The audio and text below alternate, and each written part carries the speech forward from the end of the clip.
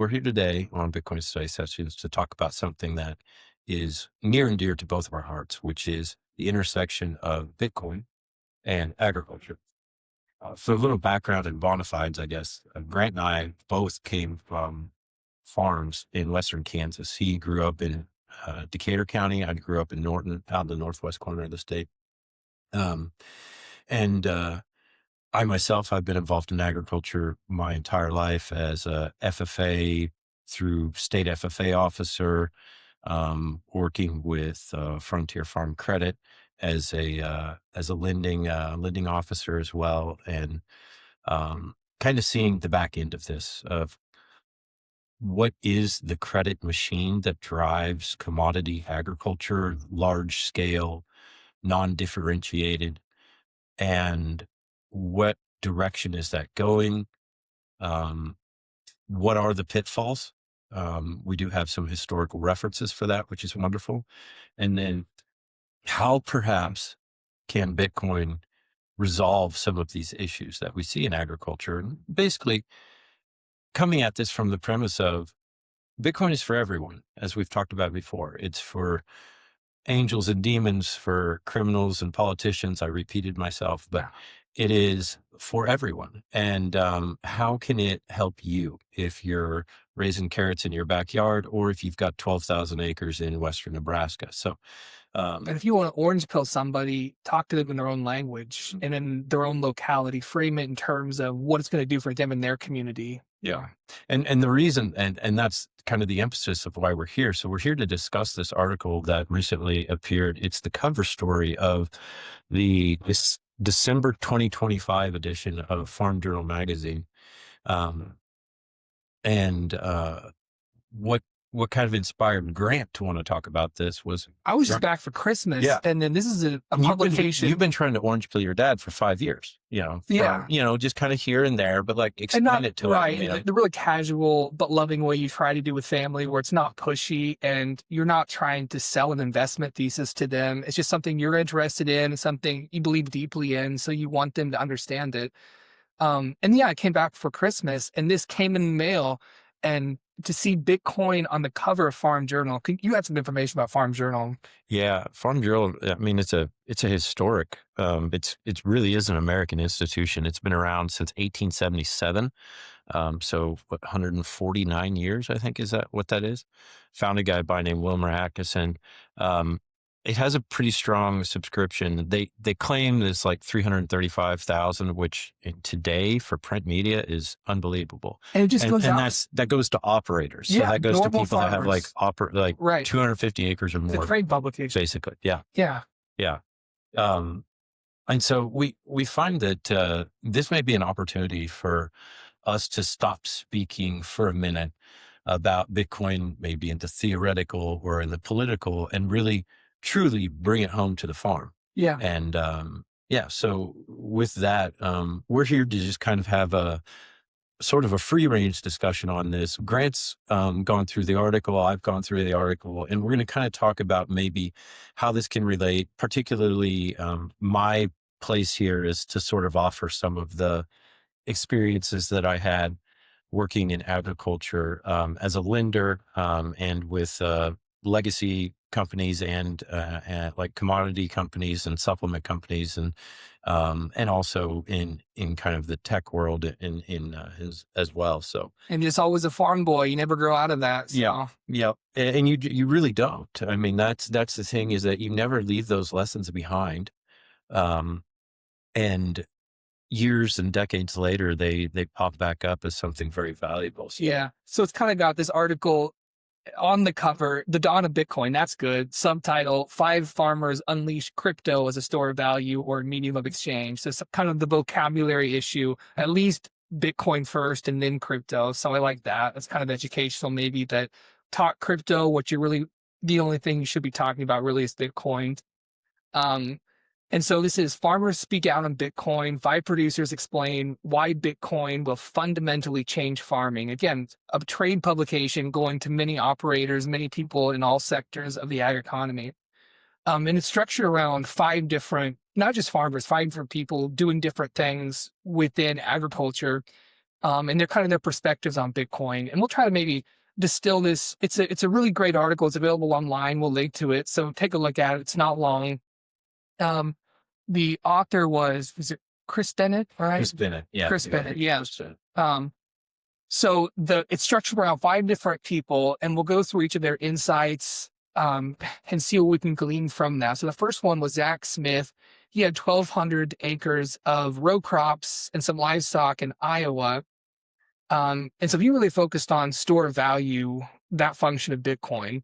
Um, a lot of farmers and a lot of people use land as a store of value, and he kind of observes that that use of land as a store of value, people putting their money into as an investment, that raises the price of land for everybody. So you have farmers out there who want to get land for its use value. They want to do something with it, but the price is inflated because other people just want the land to put their money in so it doesn't melt away, right? Their fiat.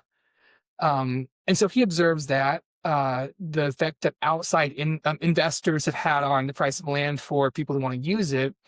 And then notes that, farmers can do the same, and that he compares the utility of land as a form of store value with Bitcoin. And it's clear, of course, like Bitcoin is something you don't have to maintain. You don't have to go out there and keep the grass cut and keep, the land in order. It's something that you don't have to pay property taxes on. It's portable and take it with you. It's finite like land. And it's, you can break it down into small pieces, sell tiny pieces away. You can't sell an acre. You can sell 0.001 and sell a few Satoshis. So Bitcoin just as an investment thesis for people who are looking at land, that's what Zach Smith observes as the first person in the ag sector. Anything to add to that? Yeah, a couple things I want to talk about. So first off, the utility aspect of land versus the investment aspect. Yeah. This is the same thing that we see with gold, where gold has utility. Gold is an incredible conductor, Right. but very little of it is used as conducting. So I think the numbers is about like 10% of it is actually used as what it is for utility. And about 90% of gold is just hung around somebody's neck or stuck into a vault. And so what that does, of course, is that you've got 9 buyers for every 10 that are going to throw it into a vault and not use it for what it's worth. And if you think about that, if I was trying to buy a gallon of milk and 90% of the people that were buying a gallon of milk were buying it just to put it away, that would severely drive the cost of that milk up, Right. right? This is simple law of supply and demand. You have more buyers, and with more buyers comes a higher price. And so land as an investment, I guess the one thing that I want to say is that, and this is going to be, I guess we'll open this up with a very hot take. One of the most concrete sayings in agriculture has always been, if you own dirt, you can't get hurt. So basically they're saying that if you own the land, then you'll be able to have options. And those options are you typically only have one option, which is that you can finance your losses onto the land. So you have a bad year, or the way agriculture works, in a decade, you're probably going to have 4 bad years. You're probably going to have 4 good years or decent years. And you're probably going to have like 1 catastrophic year and 1 great year, something like that. Year in terms of the produce that you get from the land. In terms of your return. Yeah. Right. Yeah. In terms of because, there's the thing about obviously agriculture is that, you can have an incredible harvest and still have a horrible price. Yeah. And you can have, and by the way, those things, because of the way that commodity market works, that happens more often than not. Right. So if everyone has a great year, there's a great supply. If there's a great supply, then there's less demand. Yeah. Right. If everyone has a horrible year, then there's great demand. And so there's great prices, but you don't have anything to sell. And so this another one of the sayings in agriculture is that high prices cure high prices, right? So if the price of corn goes way up, right, then more people are going to plant corn. And next year there's going to be more corn, and the price of corn is going to go down.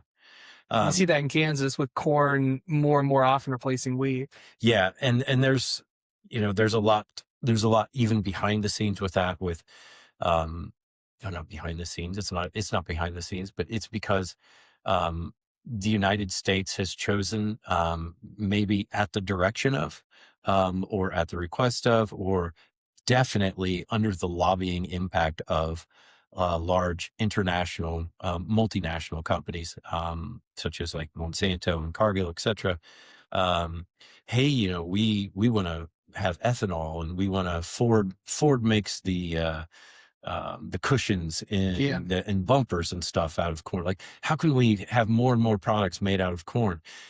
Yet they're all incredibly subsidized. I think ethanol is subsidized like $3 for every $1 of ethanol that comes out. And Yeah. so you end up creating a price floor on corn that artificially boosts the market.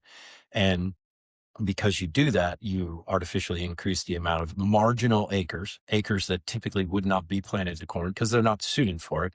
Where you and I are from is not suited for corn. It is Yeah. a horrible place to grow corn. Um, but if you've got a company that is going to, you know, spend millions of dollars developing drought resistant corn, and then you're going to drill a hole in the ground and you're going to mine water, and then you're going to spend $300 an acre on nitrogen in order Yeah. to get it to grow. You've got something coming up out of the ground. So, but anyways, the thing that I want to say, the hot take here, in agriculture, the driving factor has always been to own the land. Land is a horrific investment. And I'm going to say that again so that people, land is a terrible investment. First off, land does not keep up with inflation. So farmland across the United States on average goes up around 5 to 6% per year since 1971. So it's obviously higher in some places. In Iowa, in Northeast Kansas, there's places in pockets that it skyrockets. However, that brings on another problem. So let's even assume that you do outpace inflation. Let's assume that your ground goes up 10% per year. Inflation being, around 7% per year on average. And we're talking monetary inflation, not S&P, or sorry, not consumer price index, not the not the cherry-picked basket of goods that has been reselected over 40 times since 1980 to appear that inflation is lower. That is the lie.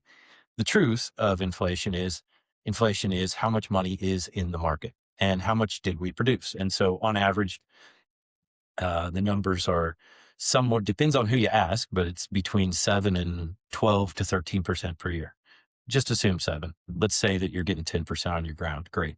So you're beating inflation. However, every single year that ground goes up, you get taxed higher, right? Because you get taxed every single year. This, by the way, is another issue I think that is not talked about enough, which is that the taxation of land is taxing an unrealized gain. So technically, this is something we don't do, but we do. Just like we tax your house. Yeah. Every year, if you own your house, every year you pay the government for the right to live in the house that you own. If you own your land, every year you pay the government for the right to own the land that you own. That's literally what you're doing. Yeah. And just one scenario that popped in mind, I remembered going over a balance sheet for one of my farmers who had purchased ground, I want to say in the late 80s, early 90s, for around $800 an acre. And it was worth, at that time, it was worth like close to 8,000. So it 10x'd. So what does that mean for him? Um, he's paying 10 times the tax on it if the taxes haven't gone up. And the taxes in most jurisdictions have increased. This is a problem we see in Kansas, in the northern tier of counties, because the taxes in Nebraska are, I think, around 8 times higher on agricultural land than they are in Kansas. And so if you're in the northern tier of Kansas counties, not only do you have competition among your fellows, you also have competition from people in Nebraska who find that it's cheaper for them to buy land in Kansas and just drive across the state in order to farm it. So you've got that problem. So first off, land's a terrible investment because it doesn't keep up inflation. Second, land is a terrible investment because you get taxed on it and you get taxed on the unrealized gain every single year. Third, it's not finite. I myself lived on a fake island. Land is certainly not finite. And not only is it not finite, every year we'll make more ground. You know, the Everglades, you know, that used to be a swamp. Now it's what? Groves, or it's plantations, and it's places that we farm and stuff. Um, Anytime you want to make ground farmable, you can. There is a cost to it, but if that cost is less than the cost of buying the ground that is currently being fought over, there you go. Then you got the opportunity. And so um, with land prices going the way that they are, um, and again, we want to make sure, I want to make sure that we state this. Understand that your land price is not going up. Understand that the thing that you are measuring Right. it with is getting smaller. The land is not getting any better. It's not getting any more productive. In fact, if you look at the ground, you take soil samples, the amount of organic matter, which is the number one factor in the productivity of land, continues to decrease. But doesn't that contradict what you said earlier that if gold, for example, has a financial premium on it or a monetary premium, if investors are piling into land because they perceive it as finite, won't there be at least some monetary premium on land due to investors competing for it? I mean, there's a massive monetary premium on it. Yeah, due to competition. Um, that's not to say that they're right. Right. Yeah, I mean, it's just, it's incorrect. because It's you're being taxed on a monetary premium too. So exactly. yeah, Yeah. Um, yeah. So, let's see. Yeah. Land is a terrible investment. It doesn't keep up with inflation. Also, you can't compete. Right. So as a lending officer, by the time I got out in 2022, um, the majority, I, I really want to say, I don't know this, if that this is true, but it truly felt like the majority of our business was land loans to people who were not involved in production agriculture, Mhm. who had a HVAC company and sold it for a couple $1 million and wanted to buy a section of land, Yeah, or they're a doctor and they need to buy some ground to get rid of some money before they blow it all on, you know, small engine airplanes and cocaine. Um, they've got to do something with it. And the average farmer simply can't compete. And the reason, of course, they can't compete is that farming is not a profitable business. yeah, You're in a commodity business, which means that you sell the product for the same cost as everybody else. If you go to the store, notice that if you go to buy a Pepsi or a Dr. Pepper or a Mountain Dew or a Coke, they all happen to be the exact same price. And it's not because all those companies have the exact same unit economics. It's because soda is a commodity. And if you're dealing in a commodity business, the only way that you can compete is on scale, which is to get larger yeah. in order to amortize your costs over more acres. And practically speaking, the cultural trend that cashes out as, that manifests as, is family farmers are getting eaten up by big industrial operations. And so the culture in Kansas, in the Midwest, changes along with that. You have an institution, one generation teaching the next generation about the land, being stewards of the land, caring for the land. And then suddenly that long chain of stewards of the land is interrupted by industrial exploitation or use of the land. yeah. And there's a lot of incentives that, there's a lot of, I guess you would call it negative incentives that contribute to that. One is that in the last 2 decades, we've really seen a rise of these cash rent operators, which are guys that they have the equipment.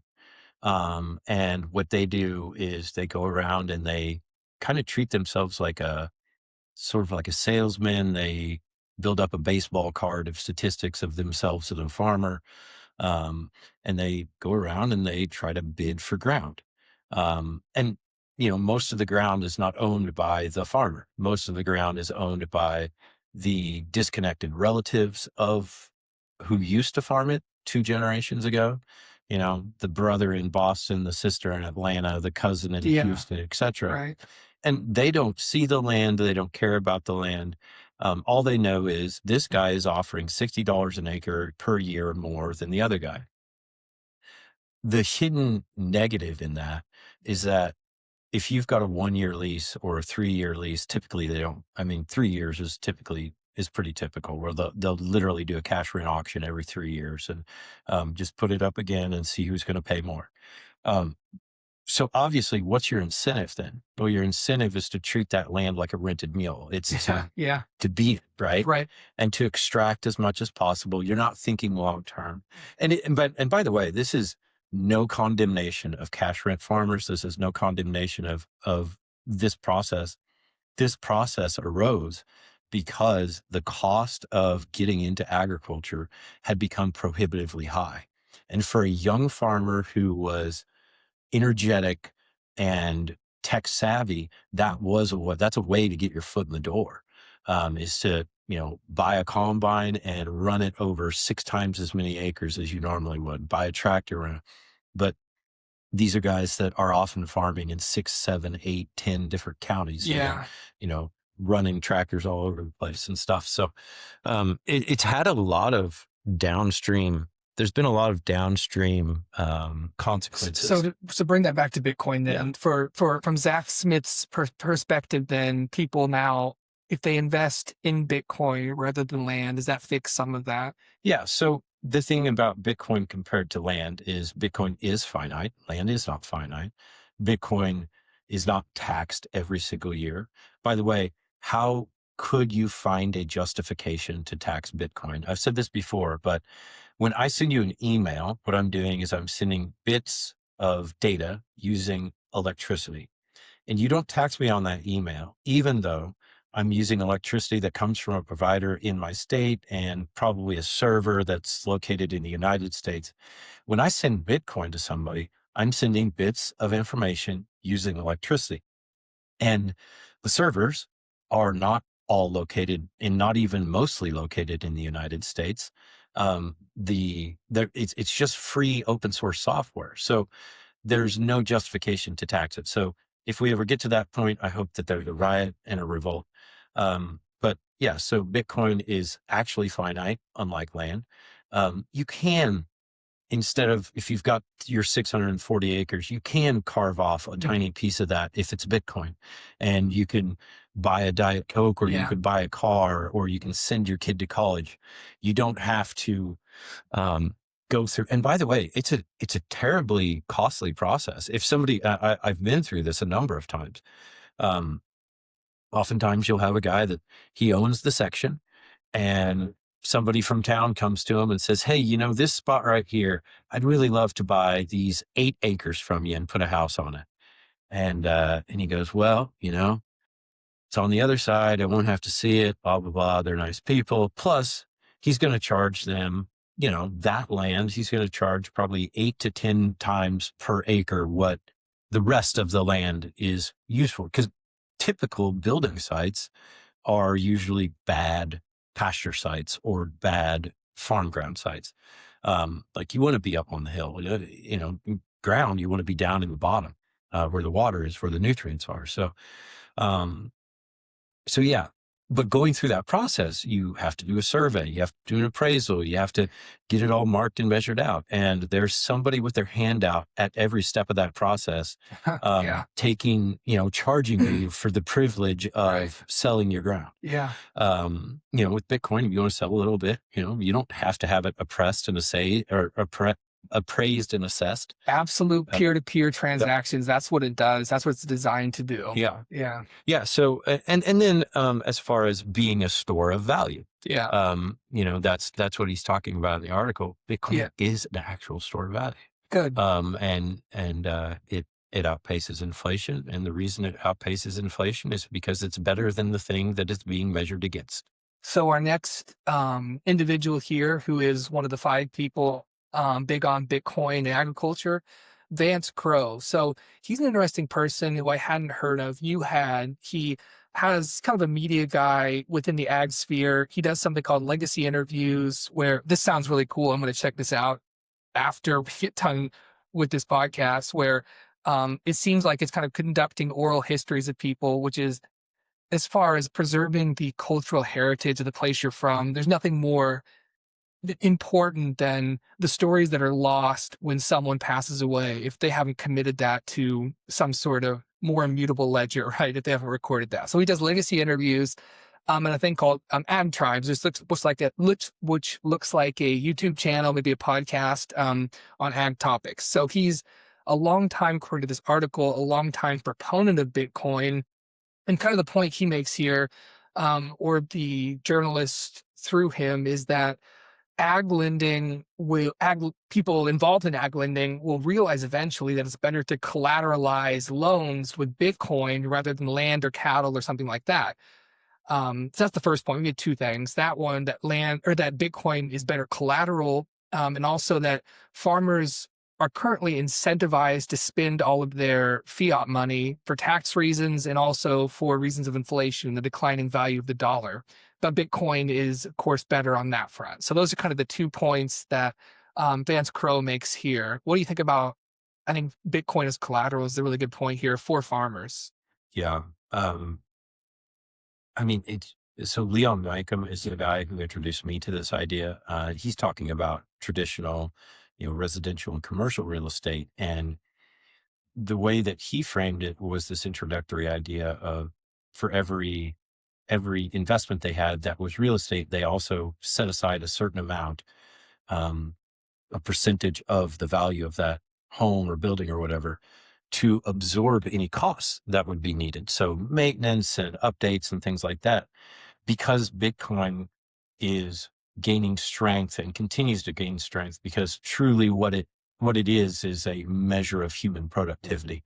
When it reaches its final apex, it'll just be a measure of human productivity. And so it increases, and that idea makes a whole lot more sense than saying, oh, well, I'm going to put aside this amount in order to replace the windows, or this amount in order to replace the carpets. So how does that relate to agriculture? So agriculture is a tough one because, um, because there's not a whole lot you're going to do to improve the land, right? You can change your farming practices. You can move into like regenerative agriculture or do something in order to add nutrients to the soil. It's not like you're changing out carpet, changing out windows, etc. But what you're doing is you are building additional collateral so that, like, if you think about it, I'd take out a loan to buy ground, and part of that money goes into Bitcoin. So the ground goes up 5 to 6 or maybe 10% a year. Bitcoin goes up 30% a year. You can see how in just a few years, you will no longer need the land to be the collateral, and you can just use the Bitcoin as the collateral. So then you as the farmer can own the land free and clear, and you can walk around feeling as though you don't have that weight on your chest, that if I have a bad year, I may lose the farm. Yeah. That my loans will get called like they did in the 80s, when people lost everything, and in the late 70s as well. And the benefit to farmers is just immense, because you can set aside money that you otherwise would have. And this is the second part that Vance points out, is that farmers are incentivized to spend everything Yeah. at the end of the year. Like, no farmer ever pays taxes. If they do, then they're doing it wrong, right? At the end of the year, their accountant tells them this is how much you need to spend in order to not pay taxes. And they go, okay, it's time to upgrade this tractor, and I need to I'll buy a new pickup, and I can trade in my planter and upgrade, maybe put new row units on my old planter. You do whatever. But the point is that what you do is you end up buying things you don't need. Yeah. And the problem is that comes back and bites you in the ass really, really hard, because when you have a bad year, you're not the only one who has a bad year. So when you have a bad year, it's more than likely that everyone around you is having a bad year. And so when you have a bad year and you don't have the money that you need to pay the loans and you need to sell that tractor that you bought the year before because you had to spend money, Yeah. guess what? So does everybody else. They also need to sell that tractor. They need to sell that combine. They need to sell that semi. And so now we're back to the law of supply and demand. Now you've got a large supply of assets that previously were bought at a high value because the year before everybody had a good year and everybody had to buy a pickup and a baler, et cetera, et cetera, et cetera. And so the prices were up because demand was high. Now everything's turned around and it's on the market and there's no buyers for it, right? Like who's going to buy when they didn't have the good year? Yeah. So it bites you twice. And so if there's a way to avoid that, and even though we talked about this when Adam Semeka was on the podcast. I'm not opposed to taxes. I am fundamentally opposed to the way that taxation in the United States works, or doesn't work. And again, we have to ask the question, and I hope that there are farmers listening to this because this should strike them exactly where their heart lies. But the question is, why do they need to tax you if they can print the money? Full stop. Why do they need to tax you if they can just make it up out of nothing? And the truth is they don't. They just make it up out of nothing whenever they feel as though if they were to tax you even more, you would vote them out of office. So beyond that, even in that system, it is usually cheaper to just pay your taxes, take the hit and keep the money. And so if you were to do that, let's say you get taxed your 15% or whatever it is, you put it into an asset like Bitcoin that's growing at 30% per year. So then your money ahead, instead of putting it into a $400,000 tractor that next year is going to be worth 320, right? So yeah, all of these things, like a tractor is a depreciating asset. Cattle are kind of here and there, right? Like you have great risk with cattle. Cattle get old, they die, they can get stolen. There's all these things that are inherent risks to expanding your operation just because you have money that you have to spend. And the thing is that farmers don't really have an alternative to that right now. Yeah. So this does provide an alternative. And the thing is that it gives you that cushion. So the next year, when you have the bad year, now you've got this cushion. You've got this cushion in Bitcoin, and it should be able to get you through the next year. So you talked about Bitcoin as collateral from the farmer's perspective. There's also advantages from like the lender's perspective. Huge, right? massive. Like if you're a lender, you should love to have Bitcoin. Why should I love to have? It is an incredibly horrific and painful process to take someone's land and sell it. Yeah. Right. It takes months, maybe a year. There's a huge cost to market it. You have to pay 3 or 6% to the auctioneer. If it's a distressed sale like this, obviously it's going to be a distressed sale. So it's a distressed asset. People are going to pay what it's worth, typically. It's hard to get a hold of, et cetera, et cetera. If you own Bitcoin and you have your Bitcoin as collateral, when you don't pay your loan and it comes time for the bank to do what they do and call that loan and clear it off the balance sheet, literally all they do is sell the Bitcoin. Yeah. The most liquid asset, they can sell it in a millisecond. They don't have to have an appraiser. There's no auctioneer. There's nobody to come out, look at it, check it over. You don't have to advertise it, get buyers, et cetera, et cetera. It's just done. Yeah. Yeah. And so it's secure. Great collateral. So the next operator individual within the ag sphere. One more thing I want to say is like, one of the things that I have had experience with, not personally in my portfolio, but other lending advisors had told me about, they give a loan to a guy, he buys the land, and, 10 years later or whatever, he declares bankruptcy and they have to sell the land. Well, that land probably not in the same condition that it was when they bought it. Yeah. Guy didn't keep up fences, guy raped the land for the nutrients and now it's hardly raising anything. Yeah. Bulldoze stuff here, use it as a dump site, et cetera, et cetera. Like there's all kinds of things that you can do. And I don't think people quite understand how little verification is done on land and on assets in the agriculture world. If you get a loan, typically an appraiser is like, if you're one of my customers, typically an appraiser is going to come out, I think it's every like 3 years, maybe, to verify that what you put on your balance sheet is actually what you have. Hmm. So I've got 72 tractors and they come out 3 years later. I have none. Yeah. They're like, where'd they go? Like, I don't know, man. Yeah, they walked off. Right. Yeah. Um, Bitcoin it's instantly verifiable. Uh-huh. You can't degrade it like you can degrade the land, let the trees grow and not clear them, et cetera, et cetera. So yeah, just another point on that. Yeah. Excellent. Bitcoin as pristine collateral Right. compared to land is it's so much better. And this thing, it's so much better for both parties. It's better for the farm, for the operator, and for the lender. That's great. Yeah. And the next individual, it kind of talks about a link in the chain now, given that, as we've already discussed, and you've really fleshed out very clearly, there are a lot of advantages for Bitcoin for people who are dealing with the land. So Kevin Kimley, the next individual, he's an entrepreneur and ag economist.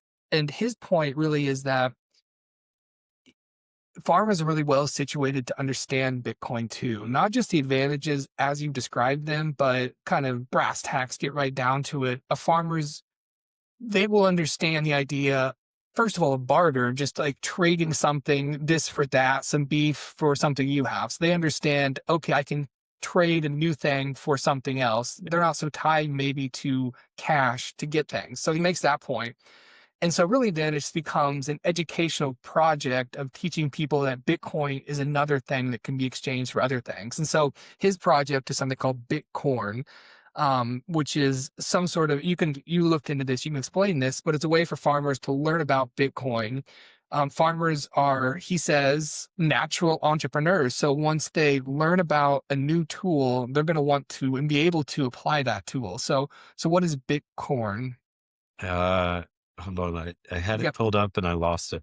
As I understand it, it's educating farmers by helping them set up nodes, which are called Bitcoin nodes, Yeah. something like that. The So core node. yeah, and so Bitcorn, if I'm not slurring my word, like corn, like the crop, of course. Yeah. And if you've ever, if you want to learn about Bitcoin, set up a wallet, do something with Bitcoin. And a node is something that it takes a little bit to do. You have to have the laptop or whatever to get it going, kind of learn what a node is and how Bitcoin functions. You kind of maybe get a feeling of autonomy within the operation of Bitcoin once you have a node.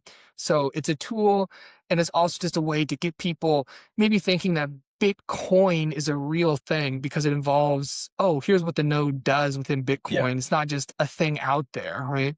Let me take a shot. So if for farmers to think about this, if you want to think about Bitcoin compared to a bank, you can think of setting up a wallet as opening an account. So it's like opening an account with a bank. The difference is that Bitcoin is a bank that no one owns and it's free to use. So I can set up an account. I don't have to give any of my information unless you go through certain places, but I can set up an account using Mana Wallet I did this in literally 30 seconds and I have an account. Setting up a node is like having your own private vault at that bank, except you hold it.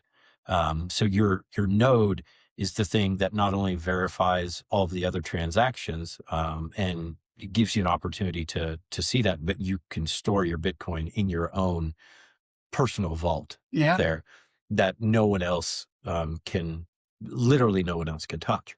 So it's an exercise in self-sovereignty that inherently every farmer wants to believe that is their driving force.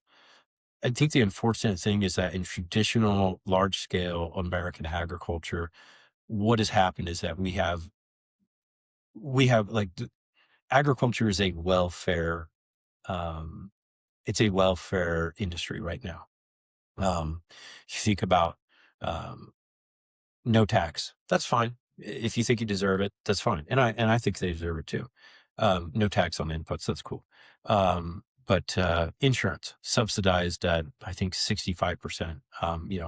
if I would love to have my car insurance subsidized that high, I would love to have my house. And of course, the claim is always that, oh, we're feeding the American people.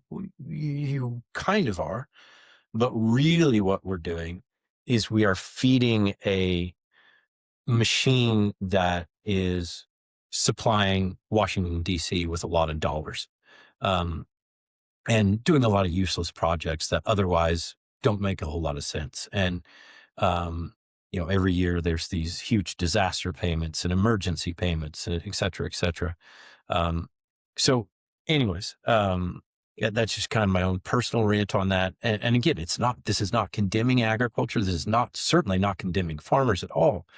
But what it is saying is that I believe in the value of the American farmer to the extent that I don't think that they need a government backstop. I do think that they can do things on their own. But Hmm. when you have to play in that game, you have to play by their rules. And so their rules make it very difficult for you to do anything that's differentiated. It makes it very difficult to do organic um, or any sort of product that is not s- a commodity, to differentiate yourself from the people around you. Is that because Um, you wouldn't get the subsidies that are Correct. available to the Yeah, yeah, yeah. standardized? Yeah. So like if you wanted to grow saffron, Hmm. right? Super high value crop. Yeah. Um, I think my brother and I looked into this one time. I think there are places in Kansas you could grow, or in the Midwest at least.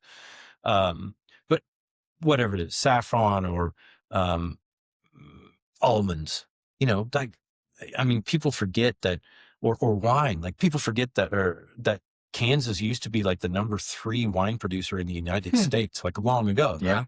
And we had groves of nut trees in Southeast Kansas, et cetera, et cetera. But if you want to grow those crops now, they're not in the program. So you can't get any subsidies, you can't get any insurance, you can't get any coverage, nothing. And so it just forces and funnels you into this, go grow corn, Yeah. grow corn and soybeans. Yep. Go grow corn and soybeans, because those are the things that we can then overproduce, and then we can create a new industry and we can create new jobs, um, which are subsidized by the government, so that we can take the gluten out of this and we can put the gluten back in, and we can smash the beans and make biodiesel, and we can, we can extract the ethanol from the corn and do all these things that at the end of the day, they're spinning the wheel because they are not productive in terms of actually producing more than they consume. Um, Viable industries, if they have a product that can be economically created. Hmm.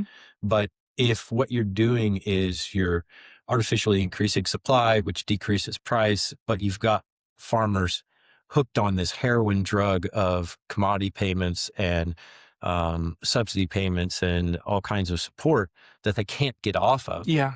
it makes it very difficult in order to go somewhere else and do your own thing. Yeah. Yeah. And so the next individual kind of dials in on that. So this is Dennis Campbell, at the helm of Crystal Creek Enterprises in Iowa. Corn, soybeans, and some wheat. And evidently it's a internationally renowned operation and kind of very innovative in the way that they think. And so here's a quote that really talks about that aspect of farming being under the overbearing hand or whatever of government. So he says, I don't believe any more than anybody else. I don't know any more than anybody else, but I believe Bitcoin at a minimum is becoming a major tool in the toolbox to protect ourselves against an out of control government. Just look at crop insurance. You can spend $45 to $55 an acre insuring 250 BU an acre Bushels. APH corn, bushels an acre. What's APH? Average production history.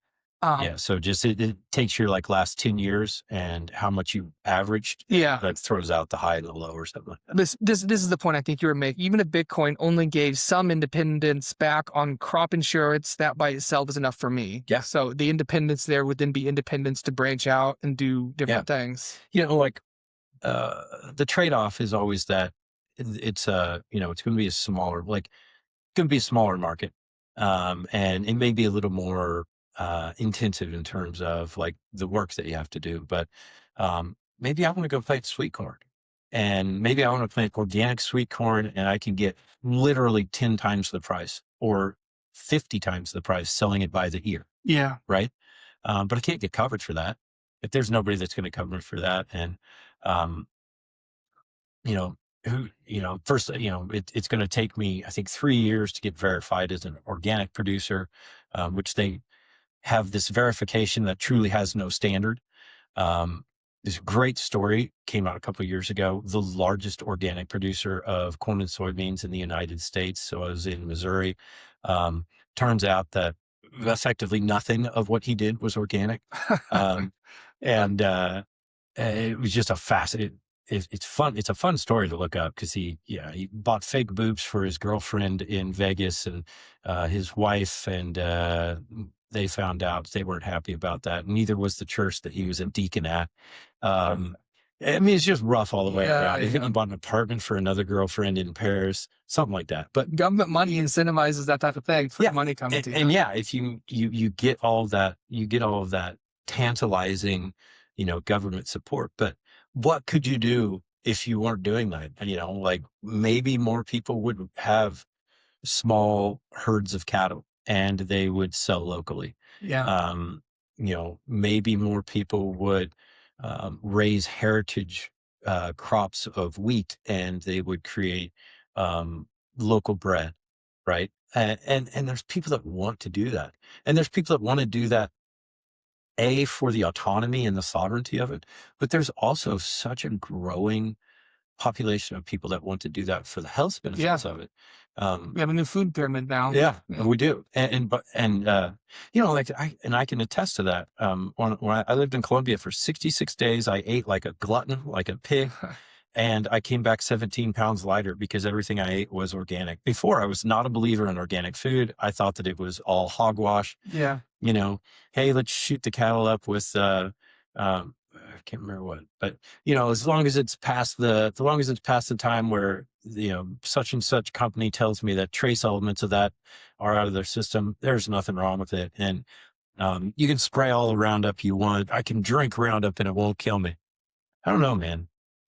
Almost every farmer I know has cancer. Yeah. And almost every single farmer I know has cancer. And that's terrifying. Like, just to think about. So, and again, like I was the guy who was totally not on the side of that. Yeah. I was raised into that propaganda. I just remember like helping my dad with stuff and just help managing the fertilizer and the anhydrous and all the chemicals and stuff you got to use. And even as a young kid, I'm like, this is not good. Like I said, this is chemistry class now. Yeah, like, we're not, right. Well, we can't out here. We're supposed to be big time gardeners. That's right. really what we're supposed to be, like big time gardeners and fun zookeepers. Yeah. But instead, we're running these chemical experiments, shooting up cattle with steroids and spraying noxious chemicals onto what we call noxious weeds. And you smell it. Like that's the thing. Yeah. All you need to do in order to know that that's not healthy for you is smell it, and you go, "Oh God, no." Yeah. Yeah. Yeah. And so Dennis Campbell made one other point, but it's kind of similar to one we made earlier that just as you can't kind of peel off an acre and sell it, you also, if you want to buy 500 acres, you don't have the cash for it, you can buy $500 worth of Bitcoin and then save up and keep it in a savings technology that's going to appreciate over time, given based on historical, kind of performance. So he just makes that point that $500 can be, you can buy that in Bitcoin, right? Yeah. Well, and not only can you buy it in Bitcoin, you can also, I don't know, I think in Arkansas is where I first saw this 3 or 4 years ago. And I know that there's more of them popping up, but fractional ownership of land. Yeah. Like with a split payment, verified on the blockchain, it's very easy to have 37 different people, each putting in a different amount to make $1 million in order to go buy X amount of acres. And so, I mean, that's what the next individual kind of talks about. So we'll move on to him. Matt Gilbert, an entrepreneur from Texas, cotton country. So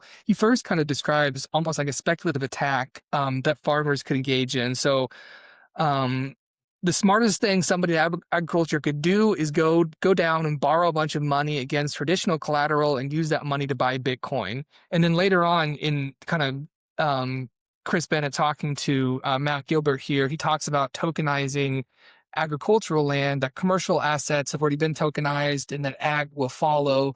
And then he kind of discusses that a family in Iowa, an investor in Mississippi, and stakeholders from across the nation can jointly tokenize a farm. The blockchain ledger transparently records every transaction, making ownership, lending, and risk radically clearer and more efficient than ever, which will overhaul deed registries, middlemen, banking and title services, drastically cutting costs and speeding processes. Yeah.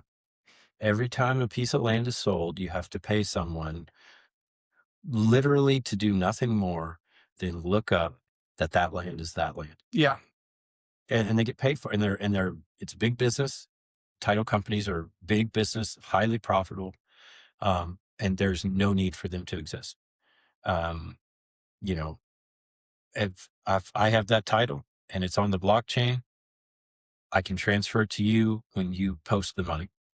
And, this is with blockchain technology in particular, we don't need middlemen. We don't Yeah. need middlemen. But back to the thing about, performing a speculative attack, Uh-huh. it's absolutely true. I mean, I don't know what operating loans right now are. They're probably between 7 and 9% or something like that. Operating loan. So an operating loan would be your short-term money. That would be the money that you Right. need to get the crop into the ground this year to pay for this year's expenses, seed, fertilizer, chemical, et cetera. And it's typically going to be your highest interest rate loan, and your lower interest rate, and it's going to be highest interest rate because it is collateralized by chattel. The way to think of chattel is something that can die, burn, be stolen, be carried off. So cattle are the ultimate chattel. Yeah. But your machinery, your corn in the bin, your hay bales out in the windbreak, et cetera, et cetera.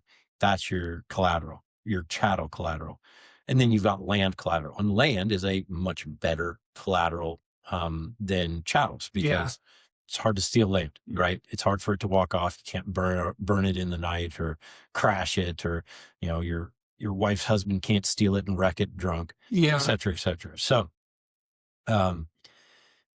your longer term loans are going to be secured by land. So, let's say you get between a 3, more like a 5, but 5 to a 30-year loan. You're going to secure that with land. You're probably looking, I don't know, 5 to 7 or something like that right now. When I was there, in the craziness of zero interest rates, we were doing land loans in the mid twos, high twos, mid twos, and they would get a full percentage of that back as a dividend payment at the end of the year. So your effective interest rate was like 2%.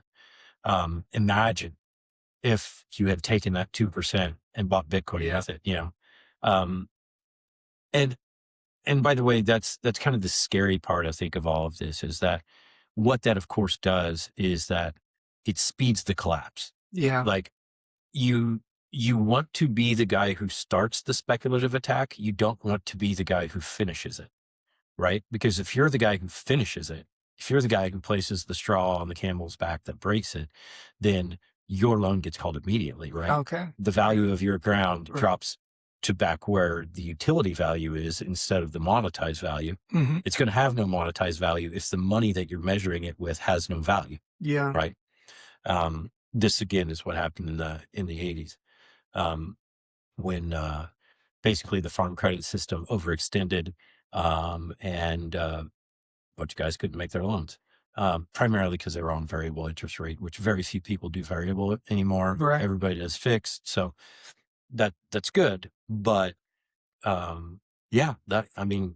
if you're a farmer and you want to do something productive that will sustain your operation and put you in a position to set up not just your next few years, but set up your family farm for the next 10 generations. Mm-hmm.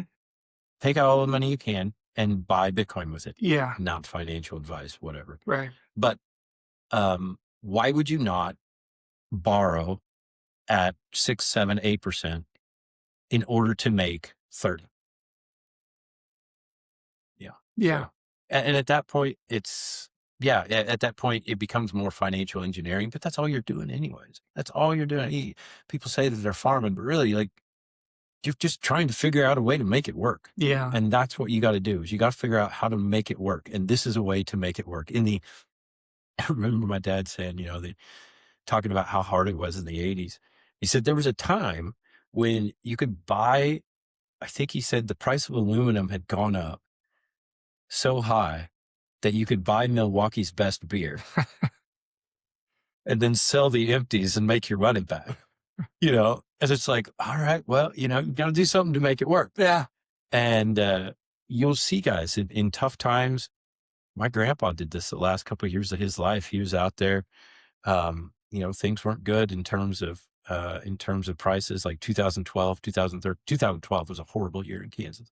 And they're out there cutting up scrap iron Yeah. and hauling it off, whatever makes it work, plant some potatoes, do something. But I think farmers and ranchers should look at Bitcoin as this is something that I should consider as a way to make it work. Yeah. Because ultimately, the reason that people get involved in farming and ranching is not for the money, it's for the lifestyle. Right. They want to be out there among animals, among nature. They want to be doing these things that makes them feel productive and valued. And how can we protect that lifestyle? Yeah. And I think Bitcoin is a vehicle that allows you to do that, not just for the next couple of years, but once you understand it, truly for the next 10 generations of your family. Yeah. The happiest farmers were those that had the luxury through independent wealth or just the legacy of wealth to do it almost as a hobby. Yeah. Yeah. Yeah. And that's like, very few people are like that because the name of the game is take as much credit as you can and expand your operation as big as you can Yeah. because the only way that you can make more money is on scale. Yeah. Is to have more acres, to have more cattle, to put up more bushels so that you can take your costs. If I have a $200,000 tractor and I'm breaking that cost down over 1,000 acres, it's way cheaper to break that cost down over 5,000 acres. New combine's $1 million now. So how can I justify, Right.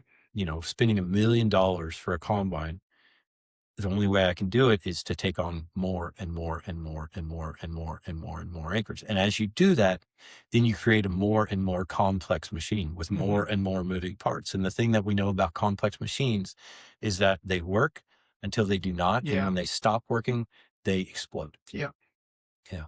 Yeah. So that's the 5 individuals that are bringing Bitcoin into agriculture with kind of offering different perspectives. This article, just imagine the sensation of being a farmer, being open to whatever it's going to take. You get the farm journal, like it comes to you every month. You get some interesting topics. Some of the topics are in this one way to save on fertilizer, tips to choose your 2026 seed corn, real practical stuff. And then the cover article, December 2025, the dawn of Bitcoin. And so again, farmers are entrepreneurs. Farmers are people that are open to new types of ideas. And just some of the rhetoric too with this article, I encourage everybody to read this and to put yourself in the position of a farmer who is an entrepreneur, who is open, getting this. Just as Bitcoiners, kind of we don't want to watch price action, but we're kind of stuck to it because it just kind of is what we do. We're looking for any news of bullishness to kind of maintain our spirit, maintain us at high spirits, and kind of maintain that power to keep on hodling on. This is one story that really does that for me. And to read it, the guy, Chris Bennett, ends it with a little kind of conclusion paragraph section called "What is money?" And he asks that question and he encourages people to go out and buy the Bitcoin standard. So farmers out there getting a recommendation, spend $20. It may be the best $20 you ever spent. Going to get Safety End's book, going to take a look at that. Maybe, a whole generation of farmers, not by this one article, of course, but more and more, maybe they will be orange pilled. And the way this article starts too, just compares. So this is the dawn of Bitcoin. You kind of, ask and rhetorically, maybe this is the cotton gin, the steel plow, right? This may be the next thing for agriculture, as it may be the next thing for every industry that it's going to touch and transform. Yeah. And I guess one thing I just want to say personally is that it pains me so much as somebody who was, I was a chapter FFA officer, I was a state FFA officer, I was involved in agriculture my entire life. And to go inside the system of agriculture and see how difficult it is to make it work. Yeah. You don't own your land anymore. The bank owns it. And maybe you never did in the first place, but you're stretched on your land. You don't even get to own your seed anymore. You literally rent your seed every year because you have to you're not allowed to keep seed on your farm in storage to plant the next year because Monsanto owns the genetics. Yeah. So they're not selling you the seed, they're renting you the seed. Um, the subsidy payments, the commodity support, all of these things that have weaved their way into taking away sovereignty and the ability to make sound decisions and instead force people to just play the game. Yeah. There is no group of people better suited to look at the board and go, I'm not going to play this game anymore than farmers. And this would not be the first time. In the 70s, there were the tractor brigades, and it was 1978 was the first one. 79 was the big one. But this was because we disconnected our money supply from gold in 1971, and inflation just went crazy during the 70s. And by that time, the dairy industry had been utterly broken. Everybody was suffering. And thousands of farmers got into their tractors and they drove from Nebraska, Kansas, the Dakotas, Texas. They drove tractors 14 miles an hour, 20 miles an hour to Washington, D.C. And they protested. And they protested peacefully. They cleared snow. But they were there because they knew that the money system was breaking. Yeah. And now is a time when we can look around and we can, I think, very confidently say, the system is not breaking. The system is broken. Yeah.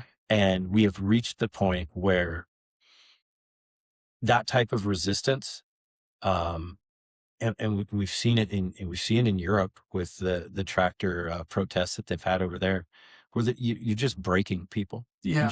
You're just breaking people to the point that they have nothing left. And I guess my message would be, I hope that anybody who listens to this, if you're a farmer or a rancher, you're involved in agriculture, learn about Bitcoin because it is hope. It is hope for you to make a change that protects yourself from the vagaries and the overreach of a government that has simply gone out of control because it's just blind. It's not evil. It's just blind. Yeah. And it's a parasite that needs to feed itself, and it got really hungry and it forgot that if it kills the host, it kills itself. So yeah, that's my final And remark. farmers are the hosts. We live on the produce of farmers. They make us secure as a nation. And it always struck me too, the complex fiat machinery that we've built and that one has to manage in order to be a farmer. And yet a farmer, typically the most self-sovereign individual you will meet in other respects. Somebody who repairs their own machinery, somebody Can't do that anymore. uh, Like, I mean, that's another thing that yeah, I forgot to mention, but like, I mean, that's a huge lawsuit. I think I think it made it to Supreme yeah, Court, called right to repair. Like, and it's primarily against John Deere, I think. I don't know if there's anybody else involved, but yeah, they said, like, this is your tractor, but you are not allowed to repair it. yeah, We have to repair it. And it's going to cost $1,000 every time they send somebody out there just to change an air filter. And the stories about that, you can look this up online. The stories about right to repair abuses are horrific, yeah. So yeah, they would if they could. Right. And just in our nation's history, people went west because they wanted that bit of sovereignty, which was how many acres at a mule or whatever, right? They wanted to own something and be free from control, except for their own decisions. And yet, like now you're forced to play fiat games to win fiat prizes if you want to be a farmer. And that's tragic. It's spiritually sad. And yeah, I hope that Bitcoin can be integrated. It can be a part of reforming that. Yeah. The cows have come home, and thankfully they've brought Bitcoin, so we're happy for that. We very much are. So that's the article. Do you have any other insights? Thank you, Lucas. You have so much expertise in this topic. I'm kind of the city boy, farm boy, the one that doesn't know a lot, but you have a wealth of knowledge here, and I appreciated hearing all that. I really did. I just wanna, like, if anybody from Farm Journal or Chris Bennett, Vance, everybody that was involved in this article, man, thank you guys, Yeah, because absolutely. it's so encouraging to hear as somebody who, all I ever wanted to do was play baseball and farm, and wasn't good enough to play baseball, and there's no way that we could farm. Like, Yeah, it just wasn't gonna work. I would have been in horrendous debt working 100 hours a week, and, there's guys that go ahead and do that, and I applaud yeah, them, yeah, but I think this gives hope for a new generation of farmers. Like, this has been the thing that we've been so worried about in agriculture so long. The average age of a farmer is in the high 60s, yeah, right? And the cost to get started in farming is so prohibitive that if you're a 20-year-old guy, you just can't do it. You got to go to town and get a job, and you got to get a wife who has a job. Like, that's the thing. Like, you always have to have the ideal thing is to have a wife who's an accountant. yeah. That's the My thing. mom's a CPA or as a tax preparer, There you so go. yeah, she See, it worked out well for it you. did, yeah. Yeah. Yeah, So no, my brother wanted to take over the family farm, briefly contemplated it, but just balked at the having to manage the complexity of that and all the debt he'd have to take on and just yeah, it was terrifying. yep. It's just a money game right now. The banking system, especially the farm credit system, and I worked at it, they're wonderful people. They truly are, but it really is just a mainline vein in order to stream government debt into the pockets of farmers, Yeah, and put them on the hook of it.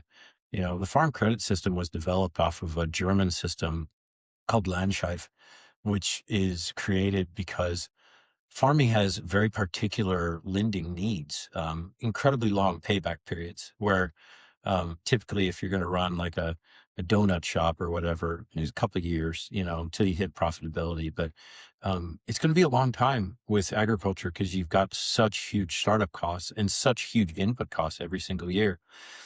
So, the Germans developed this program that the Americans copied that was supposed to be a lender of last resort, which means that if none of the community banks can give you a loan, then we'll step in.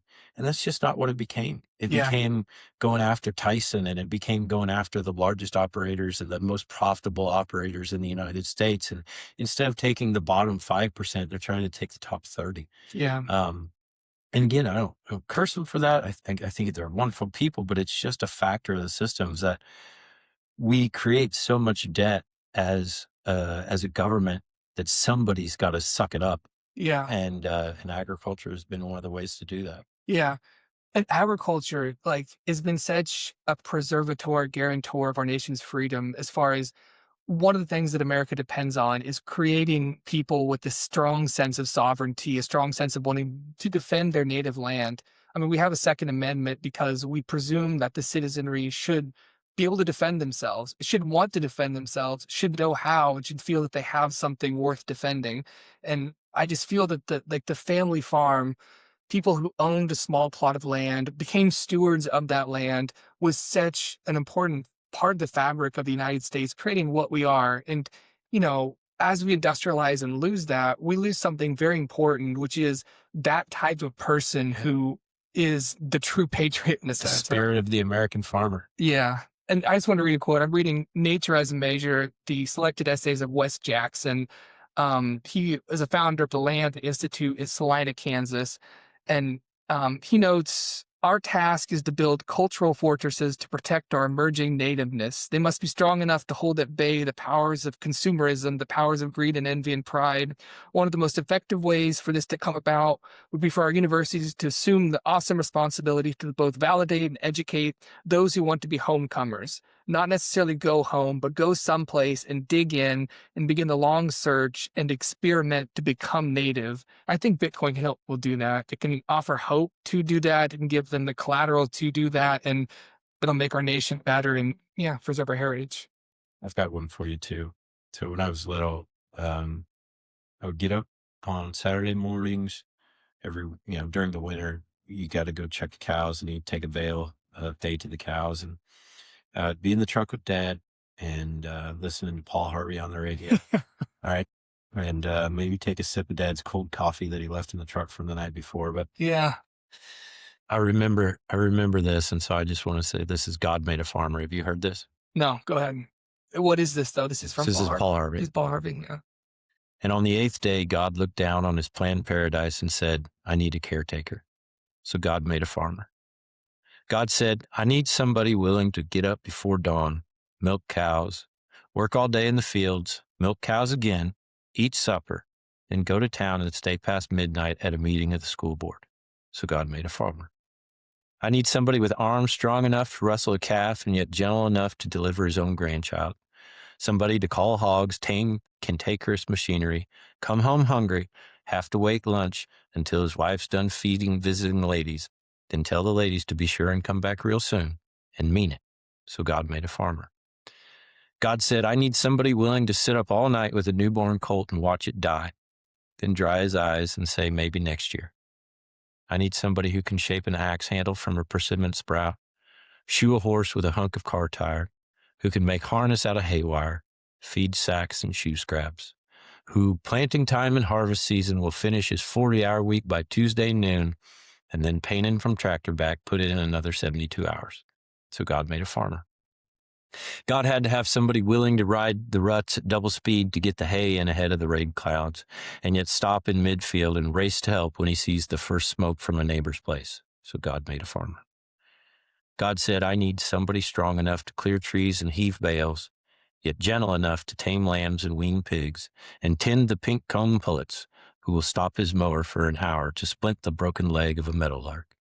It had to be somebody who'd plowed deep and straight and not cut corners. Somebody to seed, weed, feed, breed, and rake and disc and plow and plant and tie the fleece and strain the milk and replenish the self-feeder and finish a hard week's work with a 5-mile drive to church. Somebody who would bale a family together with the soft, strong bonds of sharing, who would laugh and then sigh and then reply with smiling eyes when his son says that he wants to spend his life doing what Dad does. So God made a farmer. So now you know how we got to end this. You got to do your best Paul Harvey here. Only one way to end this podcast. The rest of the story. I'm Paul Harvey. Is that what he said? And now you know. And now you know the rest of the story. Yeah. What a great guy. Oh, I'll probably listen to that tonight. Yeah. Great. Been a pleasure. Been a pleasure, man. All right. Yeah. Thank you very much. We'll catch you guys on the flip side.